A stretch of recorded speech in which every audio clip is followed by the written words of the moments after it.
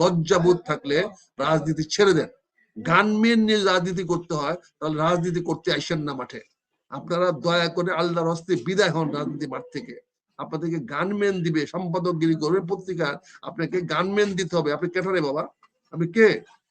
যে বাংলাদেশ সরকারের জনগণের টাকায় আপনাকে গানম্যান দিয়ে আপনার নিরাপত্তা দিতে হবে। আপনি চাকরি করেন, নিরাপত্তা চাকরি করবেন, না হলে করবেন না। আপনি সম্পাদক এমন কি জিনিস? চাকরি করেন আপনি সম্পাদকের চাকরি করলে করবেন, না করলে না করবেন। কারা রে ভাই? কোন ব্রাহ্মণ সাহেব আসলেন? হ্যাঁ দাদা, যে ব্রাহ্মণকে এখন আমাকে পৈতা দিয়ে রাখতে হবে বলেন? এই পৈতে হলে ব্রাহ্মণদের কাছ থেকে মুক্তি চাই। গোবিন্দ দা, আপনি কিছু বলবেন আশা করি। রবি ভাই রাজনৈতিক নেতা হিসাবে এই বিষয়ে কিছু বলবেন বলে আমার সহযোগী আলোচক রবি সাহেবকে এবং গোবিন্দ বাবুকে। দর্শক সভা থেকে জানাই সালাম আলাইকুম। যে যেখানে আছেন ভালো থাকবেন, সুখে থাকবেন, শান্তিতে থাকবেন, নিরাপদে থাকার চেষ্টা করবেন। দেখেন, আমি একটি দলে যোগদান করেছি। আমি এখন জামাত ইসলামের একজন নবীন সদস্য। অন্য রাজনৈতিক দলের নেতা বা তাদের কর্মসূচির মধ্যে কথা বলাটা মনে হয় এটা আমাদের সৌজন্যে হয় না। কারণ এখানে আমি ফ্রিল্যান্সার না, বা আমি কোনো মুক্ত কোনো ব্যক্তি না, বা আমি কোনো সম্পাদক নই, বা কোনো সঞ্চালক নই। আমি একটি রাজনৈতিক দলের ক্ষুদ্র সদস্য। কাজে রাজনৈতিক দলের একজন সদস্য হয়ে অন্য একটি রাজনৈতিক দলের সম্বন্ধে আলোচনা করাটা আমি মনে করি আমার জন্য সমীচীন হবে না। তাই আমি আপনার এই কোনো পুরো প্রশ্নগুলোর উপরে আমি কোনো মন্তব্য করছি না, কোনো বক্তব্য দিচ্ছি না। এখানে যদি রাজনৈতিক বা সরকারের সম্বন্ধে কোনো প্রশ্ন থাকে বা জনগণ সম্বন্ধে কোনো কিছু থাকে, তাহলে ইনশাল্লাহ আপনার প্রতিটা প্রশ্নের জবাব দেওয়ার চেষ্টা করব। তবে কোনো রাজনৈতিক দলের পক্ষে বা বিপক্ষে বলার অবস্থান আমার এখন নাই। কাজে আমি সে ব্যাপারে কোনো কথা বলতে পারছি না। আশা করি এটা আমার ক্ষমাসুন্দর দৃষ্টিতে দেখবেন। আচ্ছা, তাহলে আমি প্রথম বিষয় আপনার কাছে দ্বিতীয় বিষয়টা নিয়ে আসি, যে নিরাপত্তার বিষয়টা যেটা বলা হচ্ছে, এবং নিরাপত্তার বিষয়টা বলে জনাব তারেক রহমান এতদিন দেশে আসেন না, এখন দেশে আসতেছেন। নির্বাচনের আগে যে সকল ঘটনাগুলো ঘটছে, নির্বাচন নিয়ে কোনো ধরনের সংশয় দেখছেন কিনা, এবং নিরাপত্তা বাংলাদেশে আইন শৃঙ্খলা যে অবনতি হয়েছে এর জন্য আপনি কাকে দায়ী? না, এখানে তো নির্বাচন শুধু নয়, সারা বাংলাদেশের আপামর জনগণের কোনো নিরাপত্তা এখন নাই। হাটে ঘাটে মাঠে যেখানে মানুষ নির্যাতিত হচ্ছে, নিপীড়িত হচ্ছে, দুর্ঘটনার শিকার হচ্ছে, বিভিন্ন ভাবে মানুষ নিষ্পেষিত হচ্ছে। চাঁদাবাজি বলেন, রাস্তাঘাটে আটকে বলেন, পুলিশি নির্যাতন বলেন, মানুষের বিভিন্ন সন্ত্রাসীদের নির্যাতন বলেন, সেটা তো বাংলাদেশে এখন ঘাটে ঘাটে হচ্ছে। এখন তো নিরাপত্তা বলে কোনো কিছু নাই। নিরাপত্তা হলো নিজের নিরাপত্তা নিজে বাঁচায় চলতে হবে। এছাড়া তো রাষ্ট্র তো জনগণকে নিরাপত্তা দিতে চরমভাবে ব্যর্থ হয়েছে, এবং আমরা কোনো দেখতে পাচ্ছি না যে কারো কোনো নিরাপত্তা কেউ সরকার দিচ্ছে। যদিও সরকার ঘটা করে বলতেছে যে নিরাপত্তা দিবে এবং সকল মানুষের নিরাপত্তা নিশ্চিত করবে কিনা আমি জানি না। তবে কিছু কিছু ভিআইপিদের নিরাপত্তা দেওয়ার ব্যাপারে তারা কি বড় বড় কথা বলছেন। তারপরে আমরা দেখেছি ঢাকা মহানগরে আমরা দেখেছি ইসি যখন নির্বাচনের তফসিল ঘোষণা করা হয়েছে, যার পরে পুরা সরকারটাই ইসির অধীনে চলে যাওয়ার কথা, সেখানে ইসির অধীনে না গিয়ে দেখা গেল এখন পর্যন্ত পুলিশ প্রশাসন বর্তমান সরকারের অধীনে কাজ করছে। এবং পরের দিনের বেলা একটা আমাদের দেশে একজন বিশিষ্ট নেতাকে হত্যা করা হলো, যার এখন পর্যন্ত কোনো হদিস আমরা পাইনি। তার দাফন কাফন শেষ করে ফেলা হলো, কিন্তু এখন পর্যন্ত আসামিকে ধরার কোন রকম আমরা প্রচেষ্টা দেখি নাই। শুনছি আসামি দেশে আছে, ভারতে গেছে। সে ভারতে গেছে এটা ওনারা বুঝলেন কি করে? যদি সে আসামিটা ট্র্যাক করতে না পারে, না জানে আসামিটা কে, তাহলে সে ভারতে গেলে কথা বলা হচ্ছে কেন? অর্থাৎ জনগণকে যে যেভাবে পারে বিভ্রান্ত করছে। জনগণকে বিভ্রান্ত করে এখানে কেউ গোলা পানিতে মাছ শিকার করার চেষ্টা করছে। আজকে প্রায় 10 দিন চলে যাচ্ছে। 12 তারিখে গুলি হয়েছে, আজকে 23 তারিখ, মানে প্রায় 11 দিন চলে গেল। এখন পর্যন্ত আমরা হত্যাকারীর কোনো হদিস দেখতে পাই নাই, বা তাকে গ্রেফতার করার কোনো আলামত দেখতে পাই নাই, বা এই মামলারও কোনো তদন্তের কোনো অগ্রগতি হয়েছে কিনা সেটা আমরা দেখতে পাই নাই। আমরা ইতিমধ্যে এখন কে জানা যায় গিয়েছিল, জানা যায় কত বড় হয়েছিল, জানা যায় কোথায় কে ছিল, জানা যায় কে জুতা পরেছিল, কে জুতা পরে নাই, এইগুলো নিয়ে বিতর্ক হচ্ছে। কিন্তু হত্যাকারীকে ধরার বা হত্যাকারীকে শাস্তির আওতায় আনার কোনো রকম দেখতে পাচ্ছি না। কাজে আমি এখানে যেটা দেখতে পাচ্ছি, আমাদের কারোর জীবন নিরাপদ নয়। আমাদের এখানে যে যেভাবে খুশি গালাগালি করতে পারে, যে যেভাবে খুশি কথা বলতে পারে, আমরা কারোর কোনো নিরাপত্তা দেখছি না। না দেখছি ব্যক্তি জীবনে, না দেখছি সামাজিক জীবনে, এমনকি ডিজিটাল জীবনে আমরা দেখতে পাচ্ছি না।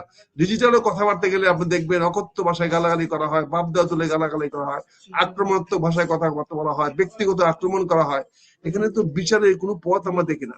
কাজে এই দেশে তো এখন যে অবস্থা হয়েছে, কারো না ব্যক্তিগতভাবে নিরাপদ, শারীরিকভাবে নিরাপদ, এমনকি তার জবানগতভাবে সে নিরাপদ না।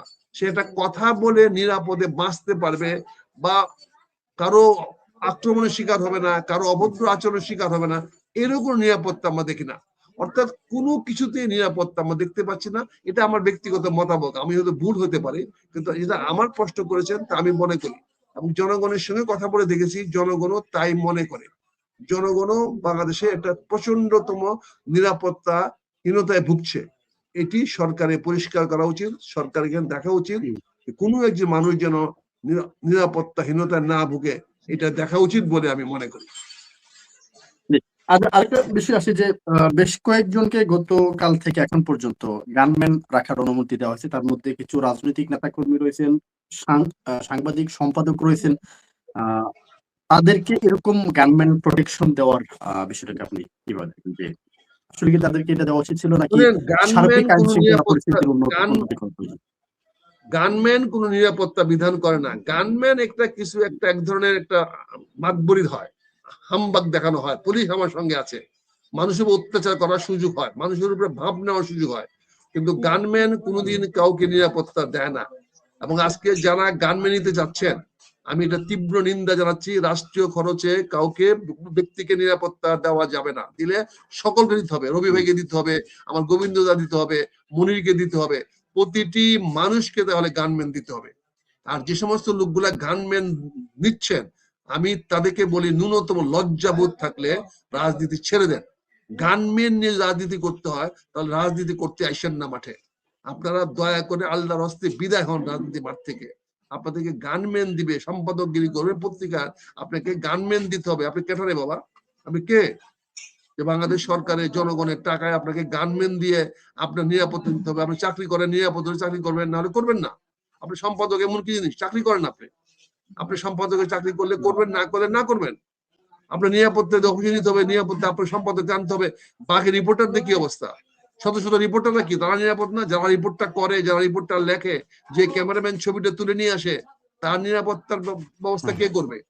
কাজে এটি একটি একটি আমার মনে হয় এই ব্যবস্থাটি খুবই একটা গরিত অপরাধ, এবং এটা একটা অন্যায়মূলক কাজ হয়েছে, এবং এটা করা উচিত না। আমি মনে করি না কাউকে গানম্যান, সরকারি কর্মকর্তা কর্মচারীদের গানম্যান দেন, সেটা হলো সিম্বল অফ অথরিটি। ওখানে ডিসি কে গানম্যান দেওয়া হয়, not to protect DC from people.